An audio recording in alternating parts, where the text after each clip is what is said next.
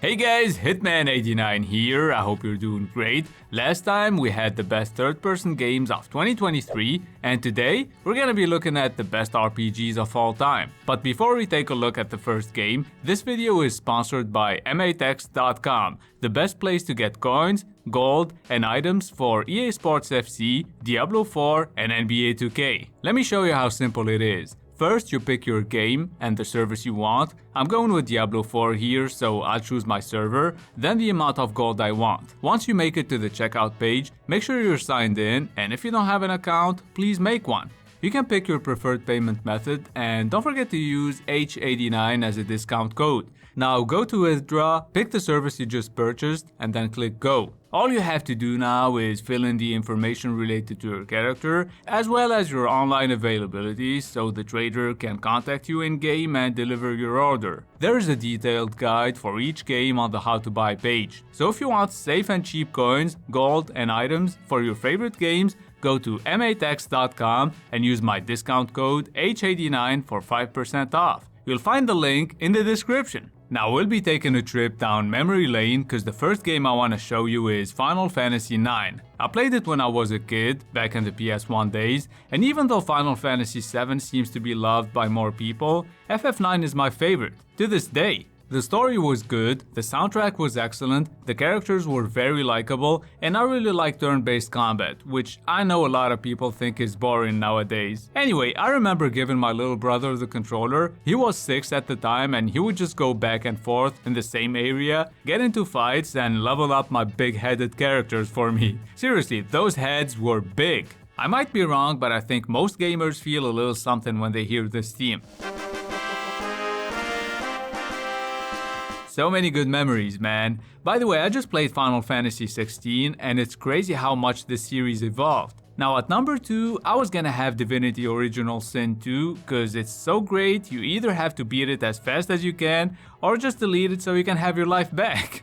But since Baldur's Gate 3 just came out and it's even better, let's have a look at it instead. Keep in mind this game is simply massive. Seriously, it's got an insane amount of dialogue options that can lead to completely different outcomes. Good thing the voice acting is dope and the characters are genuinely interesting, cause usually I skip the shit out of every dialogue. But here I ask all kinds of questions and I truly enjoy talking to these characters. So apart from being able to use stealth to avoid combat, or splitting your party and surrounding your enemy to have a tactical advantage, there are many creative spells that you can use inside and outside of combat to make this epic journey easier, or just hilarious. Talking to animals and dead people, changing your appearance, or turning invisible are just a few examples out of the hundreds that Baldur's Gate has to offer. My favorite thing to do will always be pushing people off cliffs though. Let me know what yours is. Whenever I really like a game, I usually do my best to beat it as fast as I can to avoid losing interest in it. But with Baldur's Gate 3, I'm taking my time and I feel like I'll be playing it on and off until 2024.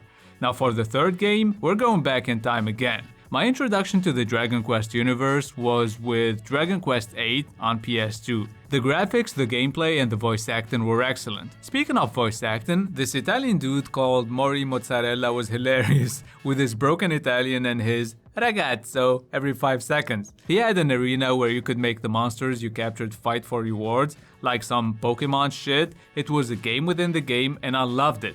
I forgot how tough Dragon Quest VIII was at first. You gotta buy tons of healing herbs and you'll have to level up several times before you can beat the first boss, and that's awesome. If you want something much more recent, then get Dragon Quest XI. It's dirt cheap now and it's damn near perfect. Moving on to the next game, if you like story-driven RPGs, then The Witcher 3 is probably your favorite game of all time. It's definitely not mine though, cause for me it's gameplay over story, and The Witcher's combat system kinda sucked, plus you can't really do whatever you want like kill NPCs or anything like that. I ended up enjoying Gwent, you know, the card minigame, more than the actual game.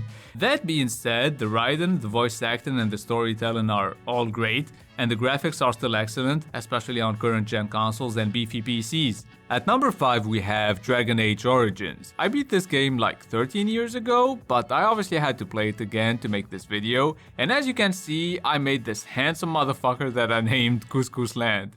And I don't even like Couscous that much. It's just that his last name was Kuzland and I couldn't change it, so the game left me no choice. Dragon Age can be played from a tactical or an over-the-shoulder view. You can pause and control your party members, or just manage everything in real time, which usually ends tragically. One thing's for sure though, when you play this game, you spend 99.99% of your time covered in blood. Oh, and did I mention you can have sex with a bunch of people, but also with animals? Yeah, let's move on to the sixth game. Whether you're a mage, a warrior, or a thief, Skyrim's got the freedom you need to do exactly what you want with the playstyle that you enjoy the most. Too bad the dialogue here isn't as awkward and as hilarious as it was in Oblivion though.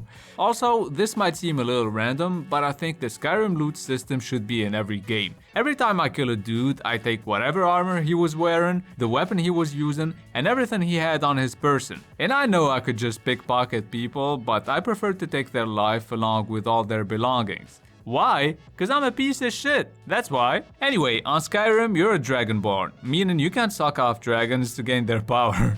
Speaking of dragons, you get to fight a bunch of those in Elden Ring. Now, if you usually look for a challenging experience, then there's a high chance you've already played Demon Souls, Dark Souls, or Bloodborne. And in my opinion, what made Elden Ring a huge hit is the fact that it's got Dark Souls gameplay with the freedom that comes with an open world. Also, the absence of hand-holding makes exploration even more enjoyable here. Plus, apart from creating your own character, you get to make the build you want. I'm not exaggerating, think of any build you want, no matter how ridiculous it can be. An extremely slow tank with 2 giant shields and the heaviest armor set ever? A skinny dude in his underwear with 2 colossal swords? Or maybe you want to shoot fire from your eyes and stomp your enemies with your butt? Anything is possible. Now I think it's time to look at an RPG with no fighting for a change. Disco Elysium plays like a point-and-click adventure game with heavy emphasis on dialogue and story, so make sure you like to read, cause you'll be doing that all the time. In other words, it's really not for me. You play as an alcoholic detective and you have to solve a murder. That being said, everything is up to you, so you can be a great detective or a shitty one. Moving on to the 9th game, and while waiting for Starfield, aka Fallout in space, let's talk about Fallout 3. Leaving the vault for the very first time and seeing what's left of the world is one of the most iconic moments in gaming history. Fallout's combat system doesn't appeal to everyone, but I think VODs, you know, the stuff that allows you to pause, target specific limbs and shoot them in slow-mo? Yeah, I think that's what sets the combat system apart from like every FPS ever. Now let's take a look at the last game, and in case you couldn't tell, this list is in no particular order. Diablo 2 is awesome, if you want to play that. There is the Diablo 2 Resurrected version, which offers the original experience and the graphically enhanced one, which by the way looks exactly how I remember it. I was shocked to see how pixelated and ugly it actually was. Anyway, my favorite one is Diablo 4 now. It looks pretty damn good, it plays great, I like the story, and I enjoyed no life in it till I beat it, even though it fucked my sleep schedule up like crazy. Don't forget to check out my review if you haven't already. Now, before I end this video, here are a couple of honorable mentions. Mass Effect is great, at least the first couple of ones. I'm just not that into sci-fi stuff, so it's not for me. Also, I don't know if you played any Gothic games, and even though most Piranha Bytes games are broken and full of technical issues, I love them. For me, Gothic 3 was awesome, although I'm sure most people prefer Gothic 2.